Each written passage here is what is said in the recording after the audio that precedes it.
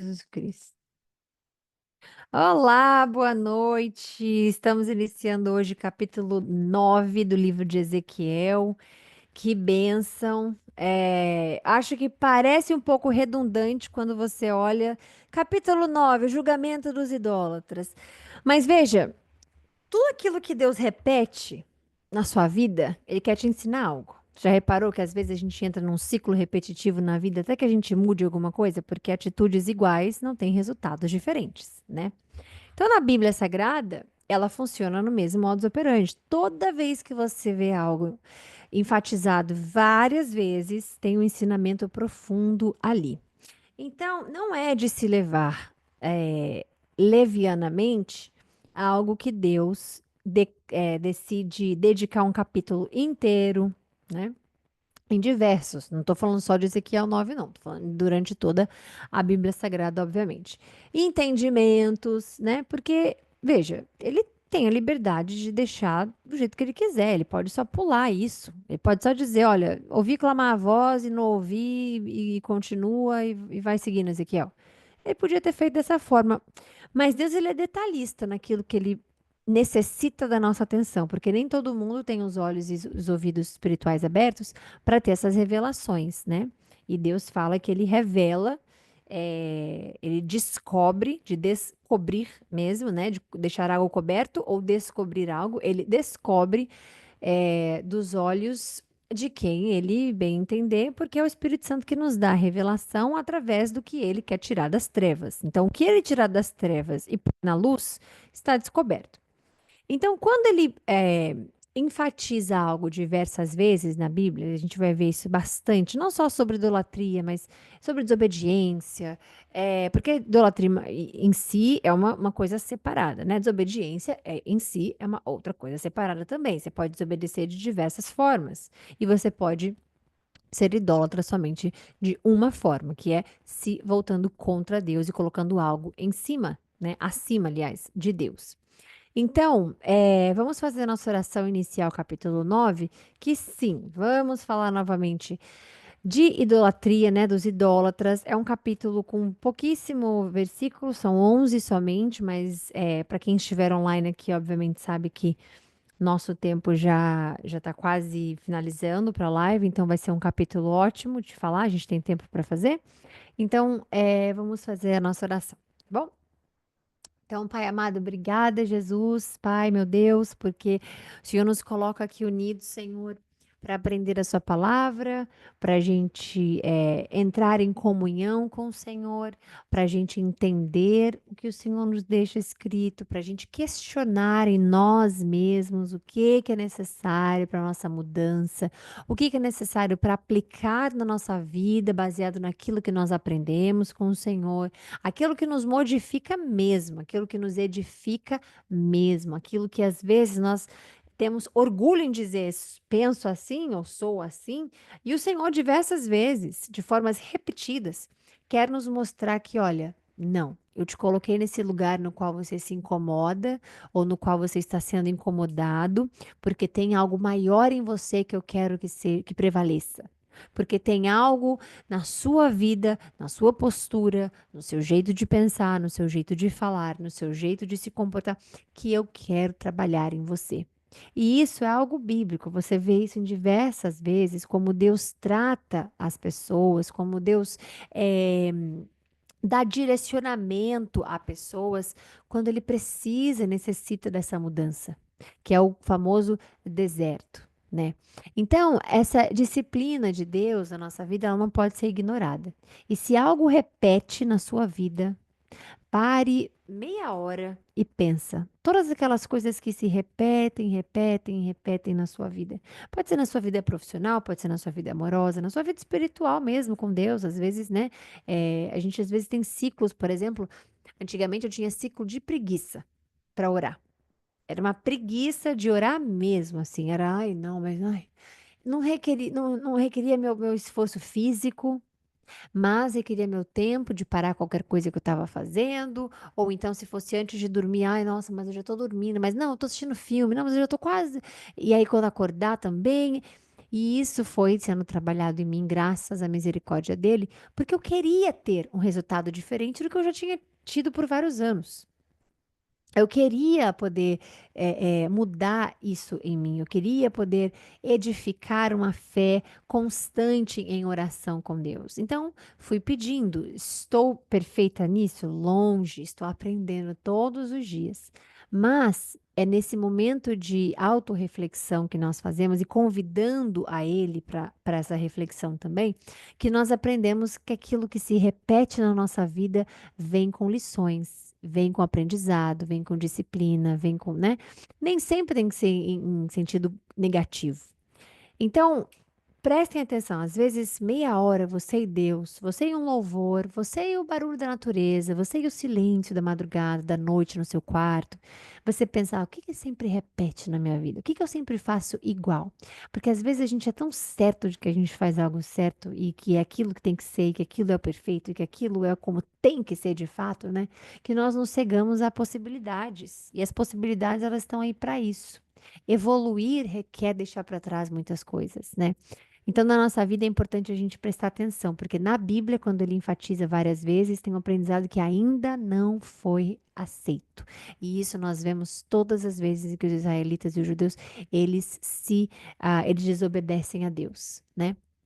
Então, a mesma coisa de você pensar, nossa, mas que ciclo de castigo é esse que eles toda vez eles têm? Eles não têm uma paz, Deus está sempre colocando eles em guerra, o Deus está sempre fazendo eles pagarem por água. Opa, vamos lá. Não, é o oposto. Qual que é o padrão repetitivo deles? Desobedecer. Então, Deus vai lá e vai corrigir. Com seu amor pelo povo e com sua misericórdia, ele vai uma vez após a outra. E aqui ele está uma vez após a outra, falando agora sobre a idolatria. Então vamos lá, Pai, obrigada pelo Senhor ouvir nossa oração, misturado com explicação, misturado com o incentivo do seu Espírito para falar, revelar, conversar conosco, que o Senhor nos livre dos males, que o Senhor nos livre dos pecados, que o Senhor nos livre dos pensamentos que bloqueiam a nossa visão de vida, bloqueiam o nosso passo à frente, que o Senhor muitas vezes quer que a gente dê, que o Senhor muitas das vezes, porque alguns nós queremos e o Senhor não aprova. Então, que nós possamos estar em comunhão com o Senhor para ouvir Sua voz, reconhecer o caminho que o Senhor põe na nossa frente, nas oportunidades que o Senhor põe na nossa frente. Porque é possível saber, Senhor, basta saber os seus princípios, basta saber quem o Senhor é, basta ler a Bíblia e saber aquilo que se repete como negativo, aquilo que se repete como positivo. Então, nós estamos aqui unidos hoje com os nossos corações, como igreja, pedindo para que o Senhor nos purifique, para que o Senhor nos proteja dos males, para que o Senhor nos ajude nesses padrões repetitivos da nossa vida e que a gente edifique com a sua palavra na nossa vida e aplique no nosso dia a dia tudo aquilo que o Senhor nos ensina na sua presença. Para a honra e a glória do seu nome, a gente inicia essa live, meu Deus. Então vamos lá. Então, eu o ouvi clamar em alta voz. Isso a gente está falando agora. Essa é uma outra visão. A gente sabe que Ezequiel agora começou com as visões, né? Sobre o juízo especificamente. Então, agora ele está em Jerusalém. Não esqueça, ele está em espírito. Deus colocou ele em espírito. Ele arrebatou ele, mostrou para ele desde ontem. Vocês lembram? Então, agora ele está em Jerusalém em espírito. E essa é uma parte, meio que uma continuação mesmo, do capítulo 8. E aí Deus começa a falar, obviamente, desse juízo da própria casa dele. Vocês lembram disso, dele falando ontem do templo, né? Então vamos lá. Tragam aqui os guardas da cidade, cada um com uma arma na mão. Então, eu vi, quando ele fala eu vi é porque ele está no meio dessa visão, tá? Então, eu vi 6 homens que vinham da porta superior, com S maiúsculo, que está voltada para o norte. Cada um, porque a porta superior é um nome próprio. Isso aqui não é um superior de estar acima ou abaixo, são nomes que Deus dá para essas portas, né? E obviamente que tem localização essas portas, por isso que ele está dizendo a porta superior que está voltada para o norte. Então, a porta chamada superior está no norte, cada um com uma arma mortal na mão. Com eles estava um homem, vestido de linho. que tinha um estojo de escriba à cintura. Eles entraram e se puseram ao lado do altar de bronze. Então, aqui são, para a gente poder explicar de forma mais clara, são 6 anjos executores do juízo de Deus. Eles estão indo para executar o que Deus está mandando eles fazerem de juízo, né? Porque eles são os executores, esses anjos, esses 6 anjos.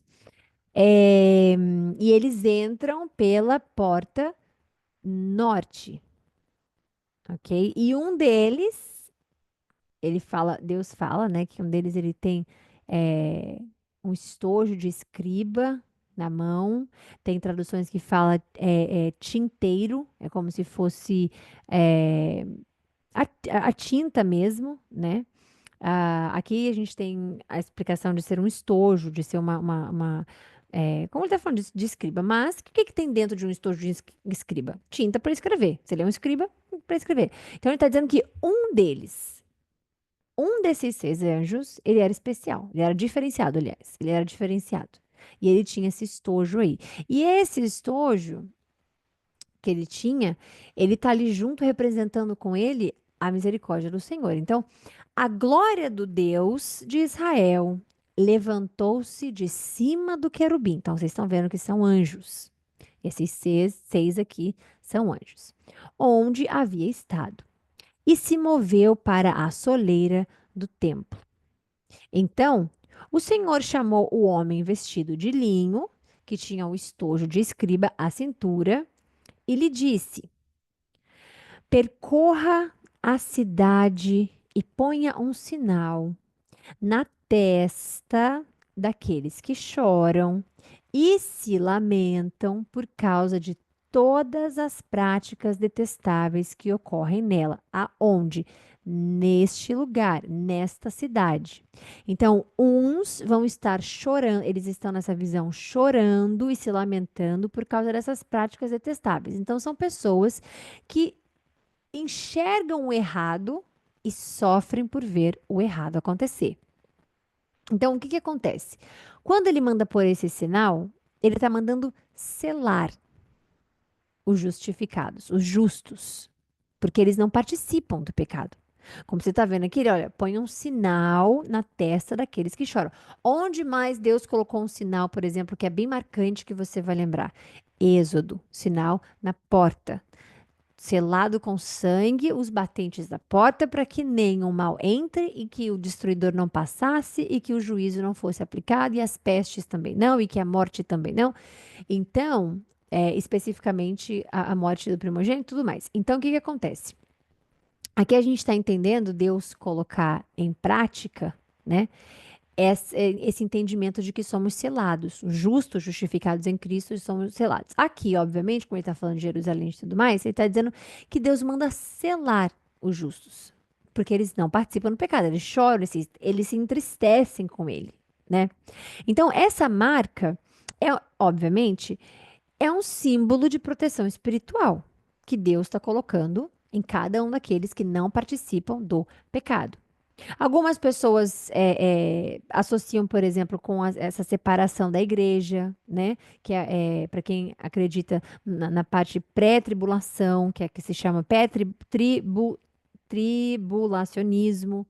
É, para quem acredita nisso, é essa separação, essa marca espiritual é isso, né? Na visão de algumas pessoas também, principalmente para quem acredita no arrebatamento. Eu sou uma pessoa agora falando só tai mesmo, não na leitura, não interferindo no seu entendimento, mas tai acredito na tribulação, no arrebatamento, aliás, no arrebatamento, na parte tribulacionismo, com toda certeza, tá bom? Mas isso a gente vai mais lá para frente ler, discutir sobre, obviamente. Então, isso é uma marca espiritual colocada em todos aqueles que não se misturavam com o pecado, não participavam, desculpa, do pecado. E ele continua. Enquanto eu escutava, peraí, naqueles que choram e se lamentam por causa das... Ok. Enquanto eu escutava, ele disse a outros: sigam-no, por toda a cidade e matem sem piedade nem compaixão, velhos, rapazes, moças, mulheres e crianças, mas não toquem em ninguém que tenha o sinal. Então, aqui já nos mostra que os justificados têm espaço separado, têm destino separado, têm propósito na mão de Deus separado. Então ele está dizendo, comecem. E aqui, gente, mas velhinhos, nossa, mas eles são tão. Mas rapazes, nossa, mas eles são tão. Mas moças, e mulheres e crianças, nossa, mas são tão. Veja, para Deus, o modus operandi é salvo, não salvo. Para entrar na porta estreita de Cristo, é salvo, não salvo. É obediência, não obediência. Não adianta dizer, mas aquela pessoa era boa. Mas aquela pessoa era simpática, aquela pessoa era empática, que se diz, né? Empática. Aquela pessoa era generosa, aquela pessoa, para Deus, é salvo, não salvo. Aqui, quando ele manda colocar o selo, ele não está dizendo, aquele ali fez coisas legais, bota o selo nele. Ele não tá dizendo, aquela criança, não, põe o selo nela também, porque, né? Não, aquela menina ali, ó, fez tudo de errado na vida, mas ela tinha um bom coração. Não era a intenção dela. Foi como o mundo meio que, né, lapidou ela, mas ela tinha um bom coração. Põe nela também. Ele não diz isso. Aqui Deus diz: percorra a cidade e põe o sinal na testa daqueles que choram e se lamentam por causa das práticas detestáveis que ocorrem nela. Ou seja, as pessoas que não participam do pecado que Jerusalém cometia. Ai, tá, mas a gente comete pecado. Sim, mas Cristo entra nessa história agora. Aqui ele era representado como esse sinal. Hoje nós temos ele também. Então nós pecamos. Mas Deus não nos vê como pecadores. Essa é a roupagem antiga que nós tínhamos. Hoje, como novas criaturas, nós somos novas criaturas que erram, que pecam, porém. Por isso que é importante assistir cultos, missa, o que quer que seja que você entenda como entrega sua a Deus, só tem um tipo de entrega. Mas é importante você saber independente da sua entrega, de como você acha que é a entrega correta para Deus, para Ele, você precisa estar selado nele, compreender a Ele e ler a palavra que fala qual que é a verdade. Então, se você é velho, rapaz, moça, mulher ou criança, e você está lendo isso, está, nossa, mas como assim Deus mandou salvos, não salvos? E Cristo está hoje em nós, que pecamos, mas não somos pecadores. Ele nos vê com um olhar de misericórdia, e é nesse lugar que eu vou voltar agora para dizer que é por isso que é importante você estar numa igreja que prega o arrependimento. Porque sem o arrependimento não há espaço para o Espírito Santo. Sem arrependimento não há espaço para que você aprenda com Deus o certo do errado. Porque imagina se fosse só ler a Bíblia, ter um bom coração e só. Imagina, não, mas eu creio em Cristo, eu faço coisas legais e tá tudo certo. Ou então, não, mas eu creio em Cristo, mas eu vou lá e falo mal das pessoas. Eu vou lá e fofoco. Eu vou lá e faço mal para aqueles que me fazem mal também. Eu vou lá e não perdoo, não. Eu vou lá e, ó, eu nasci assim, mas eu confio em Cristo, tá? Eu acredito em Cristo, mas, assim, nasci assim, vou morrer assim. Esse é um tipo de evangelho que não condiz com o de Cristo. O de Cristo é pregar o quê? Arrependimento. Então, Thay, eu erro com o pecado X, Y, Z. É o Espírito Santo que vai trabalhar em você, com você, através do seu chamado, do seu pedido a Ele, para que você aprenda, se arrependa dos seus pecados e continue. Mas como assim? A mulher adúltera que foi pega em adultério, naquela vez em que os fariseus queriam pegar Jesus ali. O que que ela fez? Adulterou. O que que ela fez? Pecou. O que que ela fez? Fez algo errado. E o que que Jesus fez? Disse: vá e não peque mais. Então, ele nos diz que vá e aprenda com seu erro. Vá e se arrependa. Então não tem como ter uma vida próxima de Cristo somente cantando louvor e indo à igreja. A vida em Cristo, a base dela é o arrependimento. E se não tem arrependimento, não tem edificação. Nós só mudamos com arrependimento. Você pode olhar na sua vida, mesmo que nem seja parte espiritual, pode olhar na sua vida mais humano, digamos assim, de ser mesmo. Quantas vezes você diz, me arrependo daquilo que fiz. Se eu pudesse voltar atrás, eu faria melhor. Ou se eu não me arrependo do que eu fiz, mas se eu pudesse voltar atrás, talvez eu faria diferente. Ou então, talvez.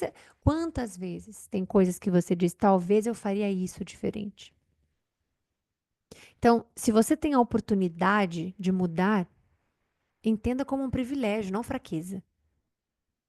Se você tem a oportunidade de se arrepender de algo que você fez, entenda como a mão de Cristo nesse seu progresso, nesse seu crescimento espiritual.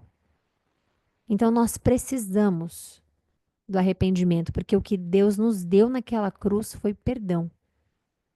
Mas se eu não me arrependo, se eu estou sempre certa, se eu estou sempre indo como eu sou mesmo. Se eu tô sempre, não, é isso aí mesmo que eu penso e acabou.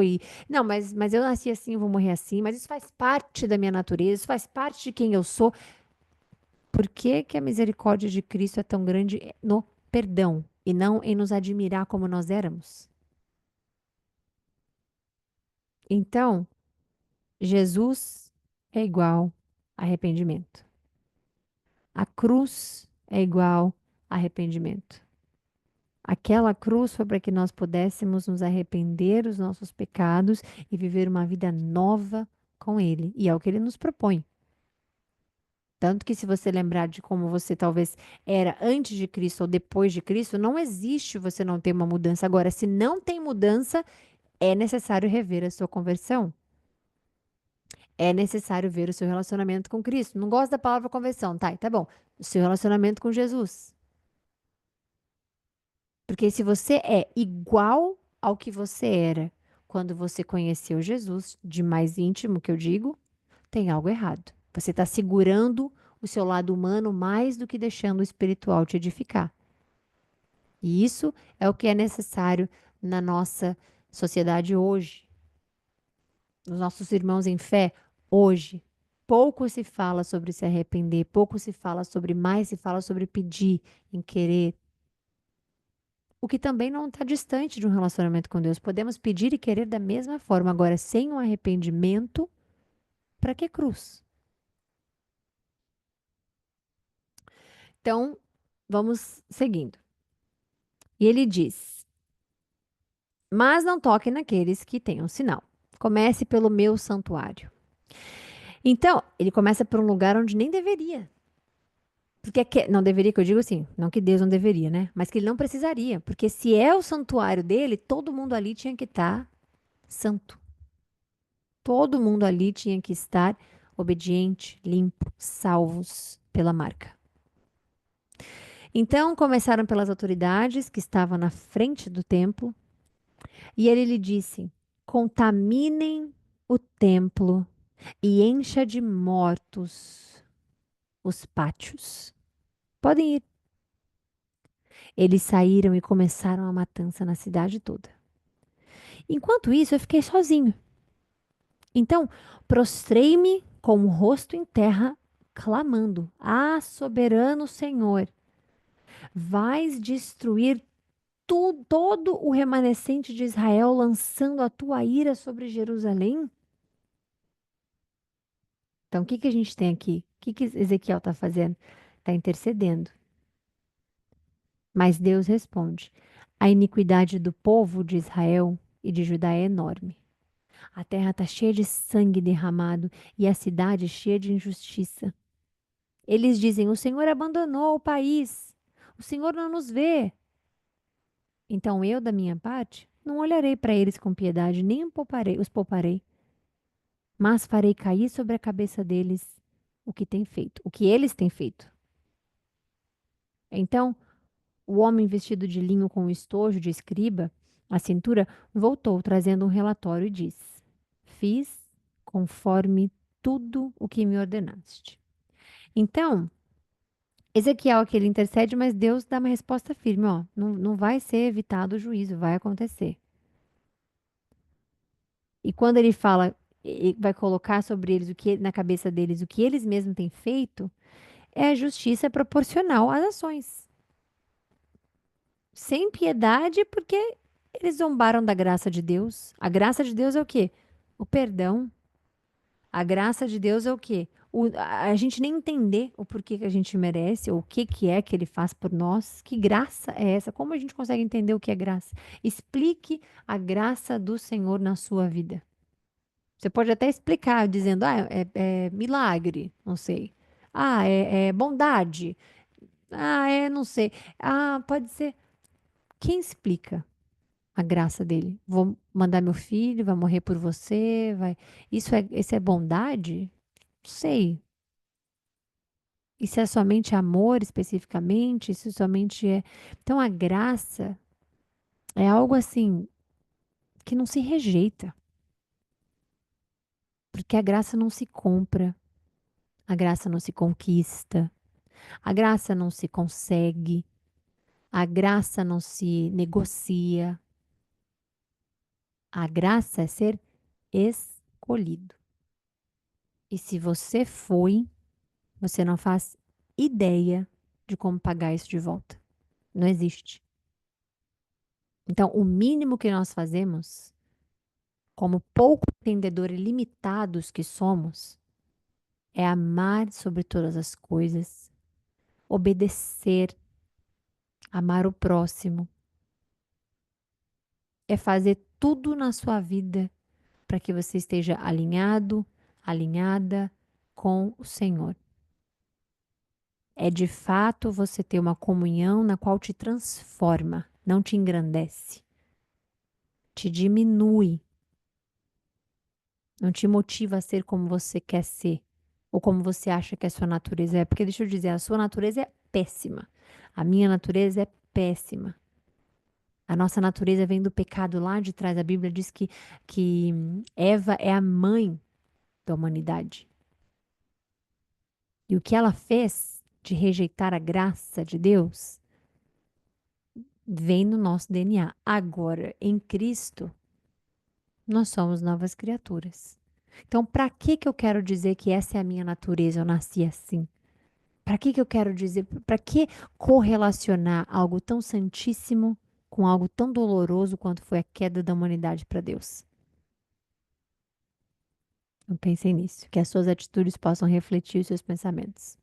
Finalizamos hoje para a honra e glória do Senhor Jesus Cristo. Amanhã a gente volta com o capítulo 10 e fiquem com Deus, tá bom? Bom descanso e até amanhã, se Deus quiser.